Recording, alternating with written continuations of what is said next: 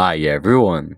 In this video, I will explain to you which one is better, Framer versus Webflow.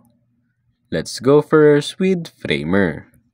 Now for its ease of use, it is designed with a focus on intuitive design. Framer offers a user-friendly interface that appeals to designers, especially those familiar with tools like Figma. It provides a straightforward approach to creating interactive prototypes and visually appealing websites. Now for its e-commerce capabilities.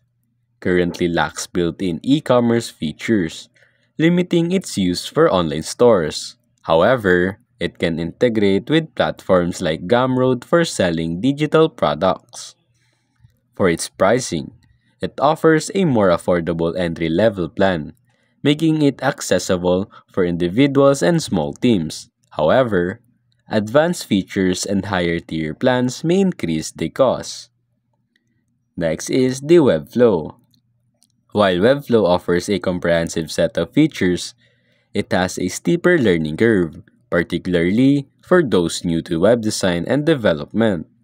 Its interface is robust, catering to both designers and developers, which may require a more significant investment of time to master. For its e-commerce capabilities, it provides a robust e-commerce functionalities, enabling users to build and manage online stores with customizable products pages, inventory management, and payment processing. For its pricing, while it has a higher starting price, Webflow's comprehensive features and scalability may justify the investment for larger projects or businesses.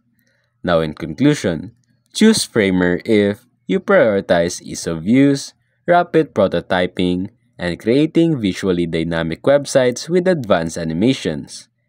It's particularly beneficial for designers focusing on user experience and interface design.